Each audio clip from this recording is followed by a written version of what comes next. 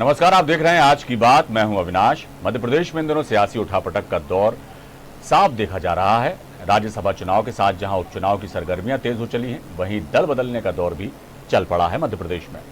पहले कांग्रेस के 22 विधायकों को अपने खेमे में शामिल कर बीजेपी ने सत्ता हासिल की और अब कांग्रेस ने बीजेपी को झटके देने का सिलसिला शुरू कर दिया है। पहले प्रेमचंद गुड्डू और अब बालेंदु शुक्ल ने बीजेपी का दामन छोड़कर कांग्रेस के पाले में एंट्री मारी है। बहरहाल सियासत गरमाने लगी है मध्य प्रदेश की, और यही है हमारा आज की चर्चा का विषय, एमपी में सियासी घमासान। और इस पर चर्चा के लिए हमारे साथ खास मेहमान मौजूद हैं। सत्येंद्र जैन है, बीजेपी प्रवक्ता हैं। आपका बहुत स्वागत सत्येंद्र जी। और कांग्रेस प्रवक्ता शहरयार खान साहब हमारे साथ मौजूद हैं। शहरयार जी, आपका बहुत स्वागत हमारे कार्यक्रम में। आगाज शहरयार जी आपसे ही शुरू करता हूं। पहले जो है आप ही के जो विधायक थे, उन्होंने बीजेपी से मिलकर जो है कांग्रेस की सत्ता जो है उसमें जो है सत्ता उसकी नहीं रहने दी और बीजेपी को सत्ता की चाबी सौंप दी। अब कांग्रेस भी जो है एक तरह से पलटवार करती दिखाई दे रही है। प्रेमचंद गुड्डू हो या बालेंदु शुक्ल हो, ये भी जो है बीजेपी छोड़कर कांग्रेस में अब शामिल हो गए हैं। दूसरी तरफ उपचुनाव की सरगर्मियां भी तेज हैं। किस तरह से देखिए अविनाश जी, 2018 में मध्य प्रदेश की जनता ने जिस विश्वास के साथ कमलनाथ जी के नेतृत्व को अपना आशीर्वाद और समर्थन दिया था, उसको कुछ लोगों ने अपनी राजनीतिक सेल्फनेस के चक्कर में मध्य प्रदेश की जनता के जनमत को भाजपा के हाथों में बेचने का काम करा। और ये मध्य प्रदेश की 7.5 करोड़ जनता पिछले 2.5 महीने से उस चीज से इतना विचलित है कि जल्द ही उपचुनाव में उनको मौका मिले बटन दबाने का, तो वो अपना उस पे मत वापस देने का काम करेंगे और इन बिकाऊ लालों को उनकी सही जगह पहुंचाने का काम करेंगे। अब रही बात जो कांग्रेस में लोग आ रहे हैं, अविनाश जी आप देखें, चाहे प्रेमचंद गुड्डू हो चाहे आज बालेंदु शुक्ला हो, इनकी पृष्ठभूमि देख ले, ये कहीं ना कहीं कांग्रेस के कर्मठ लोग रहे हैं। लेकिन सीनियर सिंधिया जी से बालेंदु जी जुड़े हुए थे। जब उनको उनके बेटे ने अपमानित करा तो उन्होंने वहां से अपने को बाहर जाने का काम करा, लेकिन भाजपा में भी जाके उनको वो सम्मान और वो जगह नहीं मिली और आज वो अपनी घर वापसी करी है। प्रेमचंद गुड्डू यूथ कांग्रेस के अध्यक्ष, सांसद और विधायक रहे कांग्रेस से, और उन्होंने भी सिंधिया जी से ही परेशान होकर कांग्रेस से बीजेपी में पिछले विधानसभा चुनाव में जाने का काम करा। अब जैसे ही सिंधिया जी कांग्रेस से बाहर हो गए हैं, तो इन लोगों ने वापस अपनी मूल पार्टी में आने का काम करा है। और मध्य प्रदेश की जनता इन बिकाऊ लालों को, अविनाश जी आप देखेंगे कि अभी तो ये शुरुआत है, अभी ये मंत्रिमंडल का जो गठन रोक रहे हैं अविनाश जी, 19 तारीख को, जैसा कि आपको भी मालूम है, राज्यसभा का चुनाव है। राज्यसभा के चुनाव से पहले अगर ये मंत्रिमंडल का गठन कर देंगे तो मैं आपको पूर्ण विश्वास और गारंटी के साथ बोल सकता हूं कि इनके बहुत बड़े बड़े नाम जो वेटिंग इन कांग्रेस के लिए तैयार बैठे हैं, वो सिर्फ देख रहे हैं कि ये उनको किस जगह पे स्थान देते हैं या वो बिकाऊ लालों को मंत्री बनाते हैं। देखिए ये चुनाव होगा बिकाऊ लाल या बिकाऊ लाल। भाजपा बोलती थी पार्टी विद द डिफरेंस की बात करती थी, आज उनका वो पार्टी विद द डिफरेंस कुछ नहीं है। तात्कालिक राजनीतिक फायदे के लिए वो अपने को बेचने का, खरीदने का, जो उन्होंने पिछले 6 साल में प्रतिक्रिया ले लेते हैं, फिर वापस आपके पास जी सत्येंद्र जी की प्रतिक्रिया ले लेते हैं, उसके बाद फिर आपके पास। सत्येंद्र जी क्या कहेंगे? आरोप लग रहे हैं बीजेपी पर और जाहिर सी बात है कि जिस जोड़ तोड़ की राजनीति का आगाज मध्य प्रदेश में देखने को मिला, 22 विधायक कांग्रेस के छोड़ के बीजेपी के पाले में शामिल हुए ज्योतिरादित्य सिंधिया जी के बीजेपी में शामिल होने के बाद, और ये सिलसिला देखा गया और सत्ता पे वापस बीजेपी काबिज हुई। अब वही परिपाटी जो एक किस्म से शुरू हो गई है मध्य प्रदेश में। अब बीजेपी खेमे से लोग कांग्रेस में जा रहे हैं, तो और सवाल भी उठ रहे हैं कि क्या आखिर मध्य प्रदेश की राजनीति में किस तरह की उठापटक हो रही है, क्या कहेंगे आप? देखिए अविनाश जी, मैं बता देता हूं, ये एक प्रक्रिया है। कुछ लोग जब राजनीति है, राजनीति का क्षेत्र बड़ा विस्तृत क्षेत्र है, इसमें कुछ लोग जो अवसरवादी होते हैं तो वो कभी इस दल में होते हैं, कभी उस दल में होते हैं। लेकिन भारतीय जनता पार्टी ने आप देखिए कि देश के परिदृश्य में और मध्य प्रदेश में एक स्थायी ध्रुव बनने का काम किया है। जिस तरीके से हमने एक एनडीए का निर्माण किया, एनडीए का निर्माण करने के बाद भारत की राजनीति को हम बहुदलीय व्यवस्था है हमारे देश में, हमारे प्रदेश में भी वही लागू होती है। तो हमने क्या किया, हमने एक एक एनडीए बना दिया, एक अलायंस बना दिया। और उस अलायंस को आप देखिए, जब से हमारा भारतीय जनता पार्टी ने स्थायित्व दे दिया इस देश की राजनीति में, क्योंकि अलायंस एक कांग्रेस अलग और चीज हो गई अपने सत्येंद्र जी। आप दल बदलने की बात है, यहाँ दल बदलने की बात है, स्वार्थ सिद्धि की बात जो है, तो आरोप बीजेपी पर भी उंगलियां उठती हैं। जी जी नहीं, देखिए अब ये बात है, मैं अगर सिंधिया जी के साथी और सभी लोगों की बात कहूं तो जिस तरीके से आपके चैनल के माध्यम से और सब में जनता को हम लोग बताते रहते थे, कांग्रेस की जो सरकार थी जिस तरीके से विफल हो रही थी हर मोर्चे पर, जो चाहे किसानों के कल्याण की बात हो, चाहे महिलाओं के कांग्रेस कल्याण की की बात हो, कमलनाथ सरकार को तो लोग अभी शहरयार भी जी, याद उनको बात कंप्लीट कर लेने। शहरयार जी, आप शांत रहिए सर, पूरा टेक्निकल मामला है दरअसल, धैर्यपूर्वक सुना। इसमें आप यदि हम नहीं सुन पाएंगे अच्छे से, उनको कह लेने दीजिए अपनी बात, फिर आपके पास वापस लौटूंगा। जी सत्येंद्र जी बोलिए। तो मैंने अविनाश जी मैं बता दूं कि बहुत जिस तरीके से सरकार हर फ्रंट पर फेल हो गई थी, और उन्हीं के हमारी बात हमने जब रखी, इतने अच्छे तरीके से रखते थे हमारे नेतागण विधानसभा के अंदर, मौजूदा विधानसभा परिदृश्य के की बाहर। बात हो रही सत्येंद्र जी, आप मैं उसी पीछे पे आ ना रहा हूं। जाएं, मौजूदा मुद्दे पे आए। अविनाश जी मैं मुद्दे पे ही हूँ, बता देता हूँ। तो वही बात को 22 विधायक 24 कांग्रेस के विधायकों ने माना, और उन्होंने कहा सही बात है, ये जनता के कल्याण नहीं हो रहा है, और जनता का कल्याण नहीं हो रहा है तो वो मध्य प्रदेश की जनता के लिए, उसमें विलंब क्यों हो रहा है? मध्य प्रदेश की जनता के आज सुनने में आ रहा है कि चुनाव के बाद हो पाएगा, उसके पहले यदि हो जाता तो इस तरह की जो आज 2 लोग बीजेपी छोड़कर कांग्रेस में गए हैं, बहुत से लोग और भी जा सकते हैं, जैसा जिस तरह की आशंका व्यक्त की जा रही है, और शहरयार खान साहब भी कुछ ऐसी तरह की बात कर रहे हैं। जी क्या कहेंगे आप? देखिए मैं बता दूं तो ये आना जाना वहां से भी कई लोग आने वाले हैं। आप देखिएगा ये राज्यसभा का जो चुनाव है 19 तारीख का, उससे पहले पहले आप देखिएगा कांग्रेस के अंदर से और भंगुरता आएगी। देखिएगा कांग्रेस के विधायक, क्रॉस वोटिंग का डर कांग्रेस को सबसे ज्यादा है। इनका तो अभी नेता विपक्ष भी तैयार नहीं हुआ है। ये बता तो दें आप कि इनका मंत्रिमंडल विधानसभा का का गठन कर सचेतक कौन है? लीजिएगा। अरे आप मंत्रिमंडल का गठन कर लीजिए, आपको उन्हें खत्म कर लेने दीजिए अपनी बात। इसमें क्या है, किसी की बात ना हम तक पहुंच पाएगी ना हमारे दर्शकों तक पहुंच पाएगी। हाँ भैया सही है। जरा शहरयार जी शांत रहे, जरा बोलिए आप शहरयार जी को जरा शांत करिए। तो अविनाश जी मैं बता दूं कि अभी तो विपक्ष जो है कांग्रेस, इनका अभी पता नहीं इनको सदमे में है, ना इनका अभी नेता विपक्ष बना है, ना इनका सचेतक बना है। ये किस तरीके से जाएंगे, और ना इनके तो कांग्रेस में जबरदस्त टूटन है। मंत्रिमंडल कांग्रेस के अंदर विस्तार भी बिल्कुल हो जाएगा। और ये जिस तरीके से कहा जाए कि मुख्यमंत्री शिवराज सिंह जी का विशेषाधिकार होता है, तो ये समय आएगा और अनुकूलता देखिए अभी जितने मंत्री हैं उस चुनाव की बात करेंगे। आपसे निवेदन है बीच में ना बोलें, किसी की बात किसी को समझ में नहीं आएगी, ये टेक्निकल मामला है, इसलिए मैं आपसे निवेदन कर रहा हूं। और वैसे रोक टोक का आपका अधिकार है, आप रोक टोक कर सकते हैं, लेकिन अभी ये मसला ऐसा है कि हम स्काइप पे और ये बात कर रहे हैं वीडियो कॉन्फ्रेंसिंग के जरिए, इसलिए इसमें थोड़ी सी तकनीकी दिक्कत आती है। यदि कोई बीच में बोले तो इसलिए उन्हें बोलने दीजिए। जी इस उच्छृंखलता की पराकाष्ठा से जो आप बोलने की आजादी भी छीनने चाहते हो, इसी के कारण जनता, आपके लोग ही आपसे टूट गए। आप लोग चलो चलो हटो हटो वाली सरकार रहे। आपके मुख्यमंत्री जी ने क्वारंटाइन करके रख लिया था 15 महीने अपने आप को, और आप जो इसी तरीके की भाषा यहाँ पर भी इस चैनल, इतने सम्मानित चैनल के ऊपर भी करते हैं, तो मैं आपसे विनम्र निवेदन करता हूं कि कृपया आप अपने समय में हमें गाली दे लीजिएगा। आपको जितनी गाली देनी है, जितने कुछ पोषना है, यार जी मैंने आपसे निवेदन किया है कि कृपया करके आप अपना थोड़ी देर रुकिए तो अपनी बात खत्म कर लेने दीजिए, मैं आपके पास वापस लौटूंगा, आप भी तफसील से बात करिएगा अपनी। जी सत्येंद्र जी बोलिए। अविनाश जी जो 22 विधायक सिंधिया जी के साथ आए हैं, मामला मैं बोल रहा हूं कि आप दोनों यदि बात करेंगे तो हमें कुछ नहीं सुनाई देगा। आप उन्हें बात खत्म कर लेने दीजिए और इत्मीनान से बोलिएगा। आप, मैं बोल तो रहा हूं, 2 मिनट उनकी बात तो खत्म होने दीजिए सत्येंद्र जी की, आपके पास भी वापस लौटता हूं मैं। जी सत्येंद्र जी बोलिए। अविनाश जी जो माननीय ज्योतिरादित्य सिंधिया जी के साथ जो 22 विधायक आए, टोटल 22 विधायक आए हुए हैं, तो वो 22 विधायकों ने देखा कि हम सही कह रहे थे और उनको जनता के काम नहीं हो रहे थे। इस कारण से वो जनता के लिए, मध्य प्रदेश की 7.5 करोड़ जनता के लिए देवदूत बन के आए हैं, फरिश्ते बन के भारतीय जनता पार्टी के पास आए। और भारतीय जनता पार्टी के नेतृत्व में जो नेतृत्व परिवर्तन हुआ, उससे मध्य प्रदेश की जनता का जो कल्याण हो रहा है, आप देखिए कृषि के क्षेत्र में ही देख लीजिए, जब इतना अच्छा समय था तब 70 लाख मीट्रिक टन ही कर पाते थे आप। गेहूं का जी, उत्पादन आपके पास आज 140 लाख सत्येंद्र, मेट्रिक टन से सत्येंद्र, आपके पास लौटूंगा। शहरयार जी, आप कुछ कह रहे थे।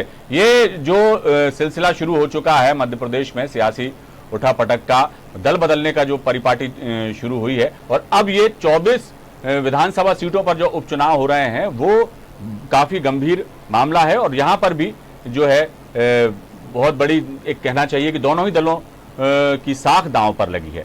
ऐसे में कितनी उम्मीद करते हैं आप कि ये जो कांग्रेस के विधायक जो हैं बीजेपी में गए थे और बीजेपी को सत्ता की चाबी उनके दम पे प्राप्त हुई, और अब वही लोग जो बीजेपी के टिकट पर जाएंगे, कांग्रेस के सामने भी एक संकट खड़ा होगा कि किन उम्मीदवारों को उनके सामने उतारा जाए, और ये भी इन प्रत्याशियों के साथ भी ये संकट होगा कि वो अब क्या कहेंगे जनता के बीच जाके। जब जो जीते थे तो वो कांग्रेस के वोट पर जीते थे, और अब यदि बीजेपी का जो है वो मफलर पहन के अब वो जनता के बीच में जाएंगे तो क्या उनको जवाब देंगे। तो ये भी एक बड़े सवाल खड़े करती है ये बात। क्या कहेंगे आप?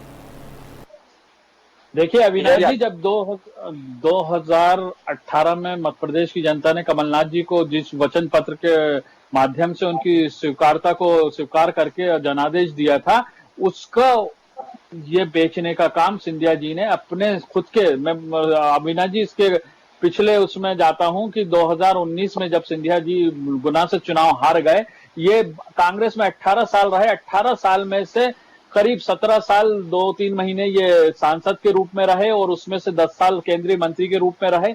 उसके बाद जब ये 2019 का लोकसभा का गुना से चुनाव हार गए, जिसके इनके नेता बड़ी बड़ी बातें कर रहे हैं कि सिंधिया जी के चेहरे पे सरकार बनी थी। अगर सिंधिया जी का चेहरा 2013 में भी ये चुनाव अभियान समिति में थे, उसके अध्यक्ष थे, तब क्यों नहीं गवर्नमेंट बन गई? और अगर इतने बड़े नेता थे तो ये अपने लोकसभा क्षेत्र में अपने एक छोटे से कार्यकर्ता थे। आपको नहीं लगता शहरयार जी की लगातार ज्योतिरादित्य सिंधिया जी की उपेक्षा हुई? ये कदम उठाया गया, पहले ये कहा गया था कि वो बतौर मुख्यमंत्री का चेहरा हो सकते हैं, ये अटकलें लगाई जा रही थी। फिर कमलनाथ जी को मुख्यमंत्री बना दिया गया। उसके बाद ये कहा जाता रहा कि पीसीसी चीफ उन्हें बनाया जाएगा, वो भी नहीं बनाया गया। उसके बाद राज्यसभा की सीटें, जो 3 सीटों पर चुनाव होना था, उस पर भी ये था कि उस पर भी उनको ऐसा कोई भरोसा नहीं दिलाया गया कि राज्यसभा हम भेजेंगे आपको कांग्रेस के टिकट पर। तमाम तरह की बातें थी, लगातार उपेक्षा का वो शिकार हो रहे थे, और कहने में यह भी आ रहा था कि उनकी सुनी नहीं जाती। तो कई तरह के फैक्टर काम कर रहे थे। तो इस पर आपका क्या कहना है? देखिए अविनाश जी, जहां पर खुद के स्वयं के राजनीतिक अस्तित्व की बात हो तो वहां तो कोई किसी को सेटिस्फाई कर नहीं सकता। सिंधिया जी का कांग्रेस में जो कद था, वो मध्य प्रदेश में कमलनाथ जी उनको बराबर का सम्मान देते थे। केंद्र में हमारे राष्ट्रीय अध्यक्ष सोनिया जी से उनके सीधे संबंध थे, राहुल जी से मित्रता थी, ये किसी से छुपी नहीं थी। और इसके पर्दे के पीछे अविनाश जी, अब जो हम उपचुनाव में जा रहे हैं, ये मध्य प्रदेश की जनता को पता होना चाहिए कि पर्दे के पीछे भाजपा से उनकी डील पिछले 6 महीने पहले हो चुकी थी।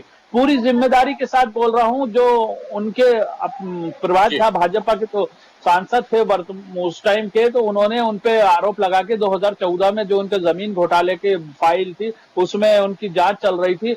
उस जांच से अलावा शिवपुरी की एक जमीन थी जो उनके स्कूल के लिए उन्होंने कब्जा कर रखी थी।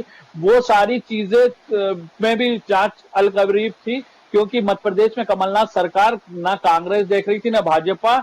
जो माफियाओं के खिलाफ कार्रवाई हो रही थी उसकी जांच की सुई कहीं ना कहीं भाजपा नेता और सिंधिया जी तक भी पहुंचने वाली थी। उससे विचलित होके उनकी छवि जो उन्होंने बना रखी थी स्वयंभू महाराज की और वो सब चीजें, तो वो कहीं ना कहीं हट हो रही थी। रही बात कांग्रेस पार्टी की सम्मान देने की, तो वो चुनाव अभियान समिति में बराबर से कमलनाथ जी के साथ थे। जब राष्ट्रीय नेतृत्व ने और विधायकों ने तय करा कि कमलनाथ जी मध्य प्रदेश के कमान संभालेंगे, जो भाजपा ने गड्ढे करे हैं वो उन्हीं का अनुभवी नेतृत्व उसको संभाल सकता है। अब उसके बाद उन्हीं के कार्यकर्ता उनको मुख्यमंत्री के तौर पे प्रोजेक्ट कर रहे थे, उन्हीं के कार्यकर्ता उनको सांसद और प्रदेश अध्यक्ष के तौर पे कर रहे थे। लेकिन कांग्रेस में एक प्रक्रिया है और वो सांसद कांग्रेस से बनते, इसमें कहीं दो राय नहीं था। लेकिन उनकी 6 महीने पहले अमित शाह और नरेंद्र मोदी जी से एक डील हो चुकी थी। मैं आपको ले जाऊं पीछे, तो गुजरात में उनके जो मदर इन लॉ है वहां पर ईडी के छापे पड़े थे। उसके बाद इनको मजबूरन अपने जमीनों को बचाने के लिए, उनकी संपत्ति को बचाने के लिए एक पर्दे के पीछे करी थी। ये कोई सम्मान की बात नहीं थी। अगर ऐसे ही सम्मान की बात थी तो आज 2.5 महीने में उनको पहले ही दिन अगर शिवराज जी विभीषण बोल देते हैं। और अभी भी आज का आप देखें अविनाश जी, शिवराज जी का बयान कि राजा और महाराजा को राज्यसभा जाना चाहिए, यानी कि उन्होंने महाराज पे आज भी कटाक्ष करा है। अरे भैया, आपके पास आ गए थे महाराज, तो आपने क्यों दलित चेहरा नहीं दे दिया? आपको आज दलितों की इतनी परवाह हो रही है। ये वही शिवराज हैं जिन्होंने माइकल लाल का जो वचन दिया था कि कोई हिला नहीं सकता, तो दलितों ने सबक सिखाया था। और अभी दलित फिर उनके ये अपमान का सबक उनको आगामी 24 विधानसभा सभाओं में सिखाएंगे कि ये कोई माइकल लाल है। तो उन्होंने गारंटी दे के सभाओं में बोला था कि कोई उनको हिला नहीं सकता। तो ये मध्य प्रदेश की जनता है, ये आत्मसम्मान और विकास की बात करती है। ये खुद के राजनीतिक अस्तित्व की लड़ाई लड़ने के लिए जरूर वो भाजपा में गए हैं और उनको वहां पर जो सम्मान मिल रहा है वो सब देख रहे हैं। अगर ऐसा सम्मान चाहिए था तो कांग्रेस पार्टी का छोटे छोटा कार्यकर्ता उनको गली गली देता। आज ये भाजपा वाले उनकी पैरवी कर रहे हैं, श्रीमंत और महाराज बोल के। यही लोग उनको सामंती आदमी बोल रहे थे, यही लोग उनके खिलाफ केस लगा रहे थे, यही लोग उनके भ्रष्टाचार की बातें कर रहे हैं। अब कैसे वो हो गए? क्योंकि उन्होंने भाजपा की गंगा जल में उन्होंने स्नान कर लिया। और क्या जवाब है आपके पास, क्या कहेंगे? जोड़ दूं, एक लाइन और जोड़ दूं। दीजिए, शहरयार जी को बोल लेने दीजिए। उन्होंने बोला कि मैं कांग्रेस में रह के जनसेवा नहीं कर रहा हूं। आज विश्व और देश जिस कोविड से लड़ रहा था उस टाइम में आज लगभग 70 दिनों से वो महाराज दिल्ली के ऐसी कमरे में बैठ के ऐसी जनसेवा कर रहे हैं कि अब उपचुनाव के लिए अपने कार्यकर्ताओं को फोन कर रहे हैं कि मुझे दिग्विजय सिंह के कहने पे कहीं नहीं जाना, कमलनाथ जी के कहने पे कहीं मत जाना, मेरे को से आके मिलना, मेरे को चुनाव में तैयारी करना। मगर मध्य प्रदेश की उन चंबल के बॉर्डरों पे जो लोग शहीद हुए हैं, जो भूख प्यास से मरे हैं, उनके लिए उन्होंने आज तक भी कुछ नहीं करा है, उनके बीच नहीं आए हैं। तो ऐसा मध्य प्रदेश की जनता को जनसेवक नहीं चाहिए, ऐसा महाराज या सामंती आदमी नहीं चाहिए जो सिर्फ अपने को महाराज कहलाए, अपने को पैर छुआए। और मध्य प्रदेश की जनता ने तो भरपूर समर्थन नेता रहे हैं, वो सालों वो आपकी पार्टी का प्रतिनिधित्व करते रहे, हमारी पार्टी में रहे। इसमें इस पर प्रतिक्रिया ले लेते। सत्यन जी क्या कहेंगे? अविनाश जी, मैं बात सुने, आपने अपनी बात देखिए, ये तो सब बातें हैं। ये कांग्रेस हमेशा, अगर कांग्रेस के अंदर दरअसल ना नीति है ना नेतृत्व है, सिर्फ और सिर्फ एक ही परिवार का वंदन करना आता है, डायनेस्टिक डेमोक्रेसी करना आता है। इनका एक ही मंत्र है, त्वमेव माता च पिता, त्वमेव बंधु भगिनी जीजाजी त्वमेव, और त्वमेव सर्वम मम देव देवा। अगर कांग्रेस ने एक परिवार के साथ उनकी पूजन करने की जगह कांग्रेस के जितने कार्यकर्ता हैं उन सबका अगर वो ध्यान रख लिया होता, उनकी पूजन कर ली होती, उनको सम्मान दे दिया होता, तो कांग्रेस आज देश के अंदर इस तरीके से नहीं बिखरी होती कि 2 बार इनको 10% भी अपने नेता विपक्ष नहीं बन पाता है लोकसभा के चुनाव में। और गुजरात में देखिए 8 विधायक छूट के आ रहे हैं। वार्ताओं की हो रही थी कि उनके बीजेपी में आने से बहुत सारे जो है कांग्रेस के कार्यकर्ता और नेता भी बीजेपी में आ गए, और अब सिलसिला ये दूसरी तरफ भी शुरू हो गया कि अब बीजेपी से भी अब कांग्रेस के खेमे में जाने लगे लोग। विषय वो था, और जैसा कि सवाल उन्होंने उठाए हैं शहरयार जी ने कि ज्योतिरादित्य सिंधिया जी जो है उनको पूरा सम्मान कांग्रेस में था, उनका सब कुछ था, लेकिन अपने निजी स्वार्थ के चलते वो बीजेपी में शामिल हुए। कई जमीन का मामला भी वो बता रहे हैं। तो इस तरह की चीजें हैं, इस पर क्या कहेंगे आप? अविनाश जी, बिल्कुल ये सब कपोल कल्पित झूठ था। घर उन्होंने खुद कहा है, घर जिंदा हो अगर तो जिंदा रहना नजर आना चाहिए। और कमलनाथ जी कह रहे हैं कि अगर वो रोड पर उतरना चाहे तो उतर जाए रोड पर। जिस तरीके से जो चल रहा था, जिस तरीके से उमंग सिंगार जी दिग्विजय सिंह जी को कहते हैं ब्लैकमेलर, और दिग्विजय सिंह जी के सब कहते हैं वो आपने भी बहुत सारी बातें कही हैं, उन्हें कहने दीजिए। सत्य शहरयार जी थोड़ा धैर्य रखा करिएगा, शहरयार जी आप धैर्य रखा करिएगा। आपके घर में मैंने नहीं बोला, आप समझ नहीं रहे कि बात किसी की कुछ समझ में नहीं आती है, टेक्निकल मामला है, आप समझिए। तो आप बोल लें या वो बोल लें, यदि आप दोनों बोलेंगे तो किसी को कुछ समझ में नहीं आएगा, ना दर्शकों तक आपकी बात जा सकेगी, ना हम तक आ पाएगी। सत्यन जी आप बोलिए। सब्जेक्ट का सर्टिफिकेट इश्यूइंग करने वाली अथॉरिटी नहीं हो। I am telling you Avinash ji, मैं बता दूं, सिंधिया जी और सिंधिया जी के सभी विधायक जो आए हुए हैं, और जो मध्य प्रदेश के अंदर और देश के अंदर कांग्रेस से जितने लोग भी आ रहे हैं, विधायक लोग भी आप देखिए पूरे देश भर में, चाहे वो रायबरेली से अदिति सिंह हो, चाहे गुजरात में 8 विधायक कांग्रेस के अभी छोड़ गए, कांग्रेस इस्तीफा दे दिया उन्होंने। मैं ये कह रहा हूं, ये सारे के सारे मध्य प्रदेश की जनता के लिए और देश की जनता के लिए देवदूत हैं, फरिश्ते हैं। मध्य प्रदेश में तो ये शासन इनका भ्रष्टाचार का कुचक्कर चल रहा था, ये अपनी जेबें भर रहे थे, तो उससे मुक्ति के लिए उन्होंने खुद निर्णय लिया और मध्य प्रदेश की जनता के लिए देवदूत साबित हुए। और भारतीय जनता पार्टी होता है तो सुप्रीम कोर्ट में चले जाइए आप, सुप्रीम कोर्ट ने आपको जूता मारा नहीं मारा, क्या तमाचा मारा उन्होंने। आज जब आप कह रहे थे कि राज्यपाल जी ऐसा कर रहे हैं, उन्होंने बता दिया, सुप्रीम कोर्ट का निर्णय आ गया, उसमें कहा राज्यपाल जी ने बिल्कुल सही काम किया। आप दरअसल विधानसभा अध्यक्ष जी पूर्वाग्रह से ग्रसित थे, विधानसभा अध्यक्ष जी माननीय प्रजापति जी ने अपनी जिम्मेदारी सही नहीं निभाई और कमलनाथ जी को तो पॉलिटिकल कोरोना में डूबे रहे। धिक्कार है ऐसे मुख्यमंत्री के ऊपर, गैर जिम्मेदार मुख्यमंत्री जो कोरोना आ रहा है, एक दूसरे पे आरोप प्रत्यारोप लगाए कि हमें मध्य प्रदेश का सिलसिला। शहरयार जी, ये चलता रहेगा, लेकिन एक मुद्दे की बात मैं जानना चाहूंगा, आपकी भी प्रतिक्रिया लूंगा उस पर 20-25 सेकंड की, और शहरयार जी से भी बात करूंगा। लेकिन एक बात बताइए कि जिस तरह का जो सीटों का आंकड़ा मध्य प्रदेश में है, वो वही वजह रही कि 22 विधायक जब टूटकर आ गए बीजेपी के खेमे में तो सत्ता परिवर्तन हो गया। अब स्थितियां वापस ऐसी नहीं बनेंगी, इस बात की कोई गारंटी नहीं है। यदि ऐसा होता है तो इसकी भी संभावनाओं से, आशंकाओं से इनकार नहीं किया जा सकता। ऐसी स्थिति में जिस जनता ने वोट दिया और जनता जो उम्मीदें सरकार से करती है, क्या आप उसे स्थायी सरकार, एक 5 साल चलने वाली सरकार, आपको लगता है कि दे पाएंगे? देखिए, निसंदेह अविनाश जी, अभी ये जो चुनाव होगा इसमें दूध का दूध पानी का पानी हो जाएगा। और कांग्रेस भी अभी देख लीजिएगा, मध्य प्रदेश की जनता जो है माननीय शिवराज जी के नेतृत्व में पूर्ण आशीर्वाद देगी। और जिस तरीके से हमने अभी आए इतना कोरोना का कठिन समय चला, इस कठिन दौर में जो चल रहा है उसमें भी हमने जो विकास की घड़ी लगाई हुई है, जो गंगा बह रही हुई है, इन्होंने साहब बताइए आप कैसे पैसा आ गया। पूरे उफान पर है मध्य प्रदेश में इस वक्त।